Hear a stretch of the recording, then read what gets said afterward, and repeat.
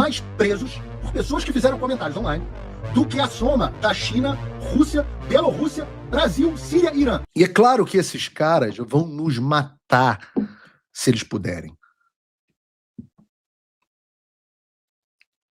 E vocês precisam entender que isso não é uma estratégia brasileira.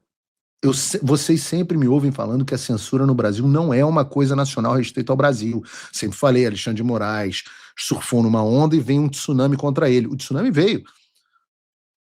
Mas a esquerda continua resistindo e promovendo a censura no contexto global. Se ela perdeu o poder nos Estados Unidos, ela continua fazendo o que pode na Europa.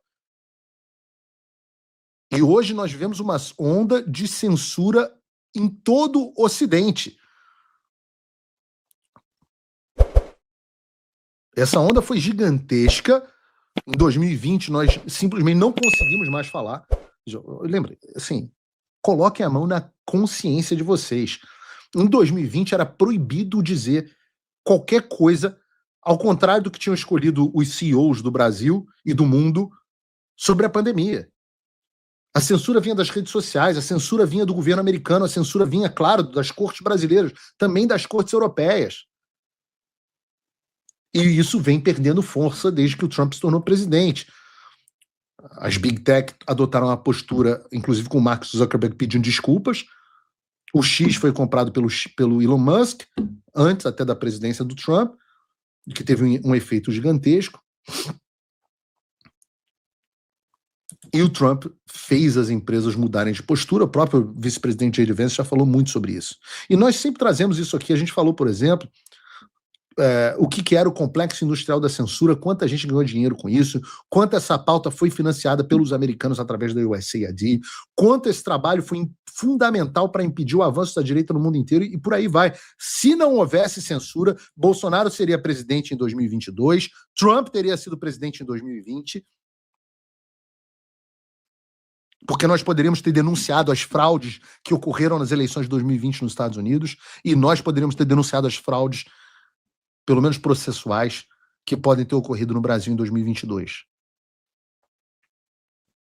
Mas vejam, bastou a esquerda ganhar no Reino Unido e o Reino Unido se tornou o berço, cara, o Reino Unido, depois de 12 anos do Partido Conservador no poder, uma bosta de Partido Conservador. Por quê? Porque o Partido Conservador britânico é aquela bosta de conservador de gravatinha borboleta que muita gente quer no Brasil, não tem esse componente nacional populista, que foi muito mais trazido pelo Nigel Farage, e fizeram um desastre do ponto de vista econômico e migratório no Reino Unido, e a esquerda voltou ao poder com o primeiro-ministro Starmer.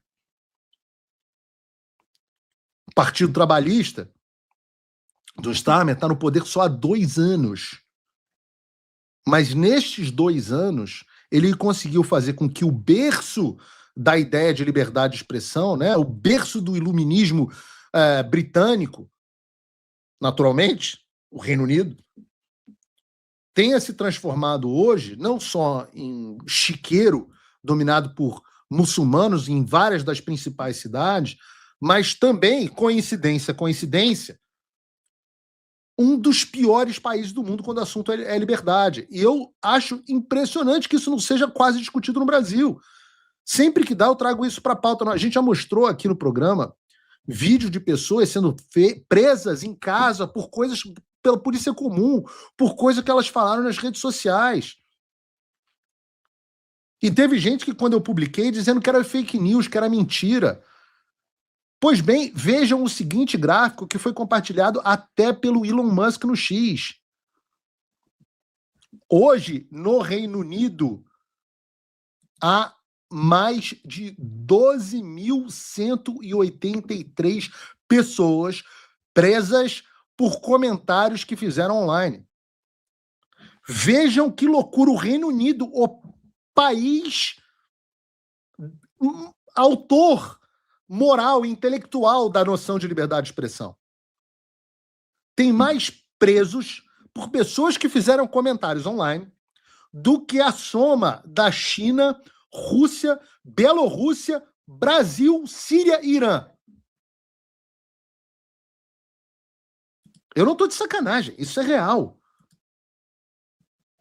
E olhando esse gráfico, você vê também que a situação da Alemanha, e a Alemanha tudo bem, porque o alemão adora violar direitos humanos e liberdades individuais, né? Então tá tudo certo, pelo menos não chega a ser exatamente uma surpresa. Mas o negócio é que esses são os caras que falam que a direita é fascista.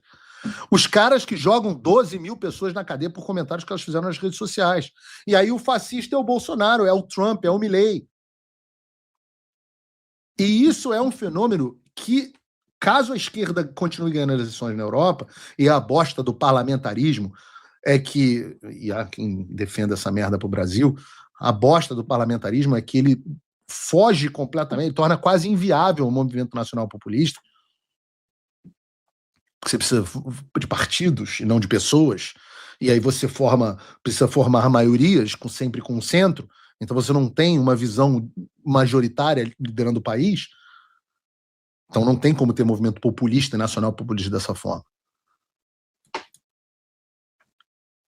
E a situação é muito séria e tende a se agravar porque a União Europeia já aprovou 2 regulações sobre a liberdade de expressão e discurso online das redes sociais, etc., que são os famigerados Digital Services Act e o Digital Markets Act. Né? É o DSA e o DMA.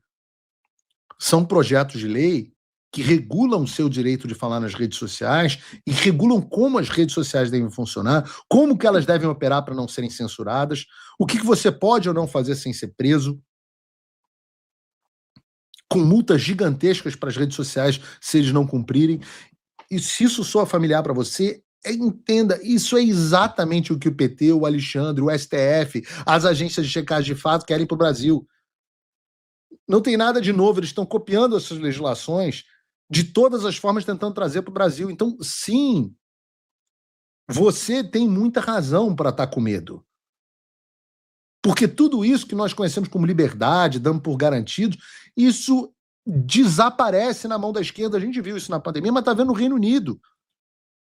São 2 visões. Quando a gente briga entre Tarcísio e Lula, para não termos essa visão globalista invadindo o Brasil, quando a gente bate no peito para dizer queremos Flávio Bolsonaro como candidato porque ele representa a nossa visão de mundo, é contra isso que a gente está lutando. É para impedir que o Brasil também tenha 12 mil, e não, nós tivemos aqui mais do que isso perseguidos pelo Alexandre de Moraes, mas uns 2 mil e poucos presos.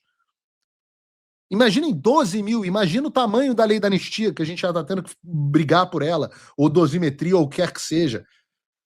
Então a gente está falando de consequências reais para a sua vida. Quando a direita ganha é diferente. Existe alternativa. Veja o caso da Polônia, por exemplo. A Polônia rejeitou a lei que implementaria o Digital Services Act no país. Mas vejam que coisa interessante. Primeiro, essa legislação foi aprovada pelo parlamento polonês. Agora, vocês imaginem se o presidente da Polônia fosse de esquerda e apoiasse essa pauta. Seria mais um país na mão da esquerda. O texto que o Nawalski vetou concedia, o presidente de direita polonês, concedia a 2 órgãos regulatórios o poder de ordenar a remoção ou bloqueio de conteúdos digitais ou considerados ilegais, como discurso de ódio, exploração infantil, eles sempre metem essa no meio, incitação ao suicídio e violações de direitos autorais. Uma salada de fruta para justificar a censura e a prisão de quem discordar do governo. Bloqueio de rede social, censura e prisão. E se qualquer semelhança em relação ao Brasil não é coincidência. E é o que eu estou dizendo para vocês, a gente não está brigando aqui pelo time. Eu sou do time do Tarcísio, eu sou do time Flávio Bolsonaro. Não, a gente está brigando pela sobrevivência, pela liberdade, pela existência dos nossos valores, para que os nossos filhos, os seus filhos, cresçam em um Brasil que tenha o que a gente sempre tomou como algo garantido, que era a liberdade de expressão. E entendam essa liberdade que nós tivemos no Ocidente nos últimos 70 anos, 200 anos em alguns países, 70 na maioria do Ocidente. Esse não é o estado natural do ser humano. Essa é uma ideia que tem 200 anos, 250 anos, ela foi implementada em alguns países, implementada para valer mesmo só pelos Estados Unidos. Para esses direitos desaparecerem, é um passo. Olha o que está acontecendo no Reino Unido. Depois, para você conquistar novamente, é difícil.